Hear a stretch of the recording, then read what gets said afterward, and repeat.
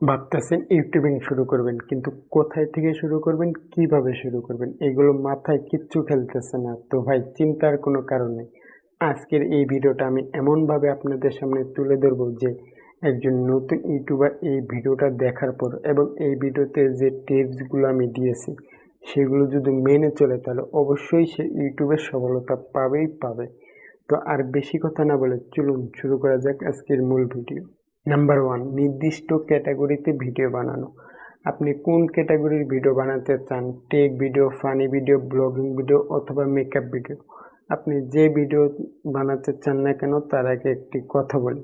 আপনি যে কাজটা ভালোবাসেন কিংবা যে কাজটা ভালো করতে পারেন সেই বিষয়ে একটি ভিডিও বানান, তাহলে আপনার ভিডিওগুলো ভাইরাল হবে বেশি। আর সবসময় যে কোনো এক ক্যাটাগরির ভিডিও বানাবেন। যদি টেক ভিডিও বানান তাহলে শুধু টেক ভিডিও বানাবেন, সেই টেক অডিয়েন্সরা আপনার চ্যানেলে কন্টিনিউ থাকবে।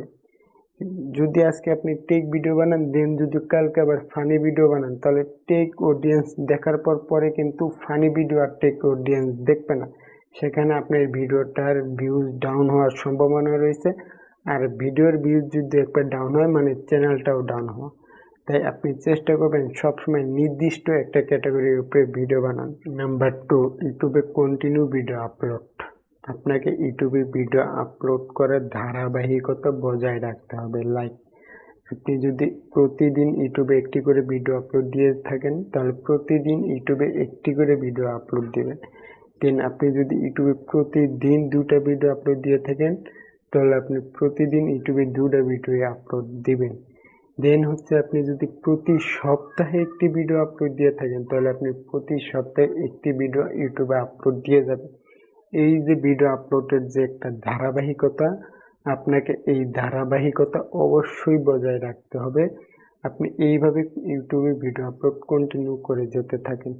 অনেকে হচ্ছে 2, 3টা, 4টা, 5টা ইউটিউবে ভিডিও আপলোড দেয় দেন তারা ছেড়ে দেয়, কারণ তাদের ভিডিওতে ভিউজ হয় না। ভাই, ইউটিউব ক্যারিয়ারটা এতটা সোজা না, আপনাকে এখানে ধৈর্য সহকারে কাজ করতে হবে। Okay. Number three, video SEO.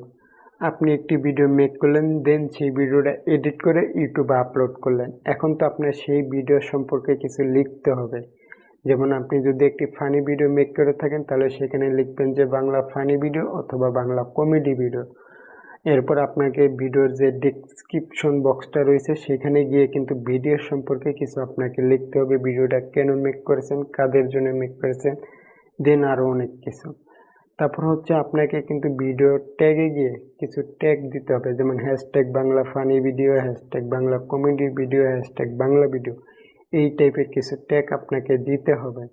দেন আপনার ভিডিওটা যখন একটু অডিয়েন্সের কাছে যাবে, একজন অডিয়েন্সের সামনে যাবে, সে কি দেখে ভিডিওতে ক্লিক করবে? একটি থাম্বনেল। হ্যাঁ, এর জন্য কিন্তু আপনাকে ভিডিওতে একটি থাম্বনেল ইউজ করতে হবে। এই যে একটা ভিডিওর প্রপার যে কাজগুলো রয়েছে এটাকেই বলা হয় ভিডিও এসইও। তো আপনি আপনার ভিডিওটা যতটা ভালোভাবে এসইও করবেন ঠিক ততটাই বেশি মানুষের কাছে কিন্তু ইউটিউব আপনার ভিডিওটা পৌঁছে দেবে। আর যত বেশি মানুষের কাছে আপনার ভিডিওটা পৌঁছাবে আপনার ভিডিওটা কিন্তু ঠিক ততটাই বেশি ভাইরাল হবে। এর জন্য আপনি যত পারুন, যত সময় দিয়ে পারুন আপনার ভিডিওটাকে প্রপারভাবে এসইও করুন। নাম্বার ফোর, মোবাইল দিয়ে ভিডিও মেক করুন। হ্যাঁ, অনেকে ভাবে যে আমি যখন ইউটিউবিং স্টার্ট করব তাহলে তো আমার ভালো একটা ক্যামেরা, ভালো একটা মাইক্রোফোন, ভালো একটা লাইটিং সেটআপের প্রয়োজন রয়েছে। কিন্তু ভাই, শুধু শুধু ইউটিউবে প্রথম দিকে এত টাকা ইনভেস্ট করার কোনো দরকার নেই। এই যে আমাকে দেখতে পাচ্ছেন, আমি কিন্তু 10,000 টাকার নিচে একটি মোবাইল ফোন দিয়ে এই ভিডিওটা মেক করতেছি। আর এই যে মাইক্রোফোনটা দেখতেছেন, এই মাইক্রোফোনটার দাম মাত্র 220 টাকা। তো শুধু শুধু প্রথম দিকে ইউটিউবে এত টাকা ইনভেস্ট করার কোনো দরকার নেই। আপনার হাতে যে স্মার্টফোনটা রয়েছে সেটা দিয়ে আপনি ভিডিও মেক করা স্টার্ট করুন। দেন আপনি ইউটিউবে কাজ করতে থাকেন, ইউটিউবে কিছুটা সফলতা অর্জন করুন। যখন আপনি বুঝতে পারবেন যে না, এখন আমি ইউটিউবে কিছু করতে পারবো, তখন আপনি আস্তে আস্তে ইউটিউবে ইনভেস্ট করবেন। অযথা ইউটিউবে ইনভেস্ট করার কোনো দরকার নেই। নাম্বার ফাইভ, ধৈর্য সহকারে ইউটিউবে কাজ করেন। ভাই হ্যাঁ, প্রতি বছর আমার মনে হয় কয়েক কোটি কন্টেন্ট ক্রিয়েটর ইউটিউবে আসে। তাদের মধ্যে বেশিরভাগই ঝরে যায়। মাত্র হাতে গোনা কয়েকজন হয়তোবা ইউটিউবে সাকসেস হতে পারে, বাদবাকি কিন্তু সবাই ঝরে পড়ে যায়। কেন যায় জানেন? কারণ তাদের মনে কোনো ধৈর্য নেই। তারা আসে, কয়েকটা ভিডিও ইউটিউবে আপলোড করে, দেন দেখছে যে ভিডিওতে কোনো ভিউজ নেই, সাবস্ক্রাইবার নেই, তারা চলে যায়। কিন্তু আপনি ভাই যদি মন থেকে ভালো কিছু করতে চান তাহলে অবশ্যই ধৈর্য সহকারে ইউটিউবে কাজ করেন। হ্যাঁ, প্রথম দিকে আপনার ভিডিওতে ভিউজ কম হবে, চ্যানেলে সাবস্ক্রাইবার তো একবারেই আসবে না।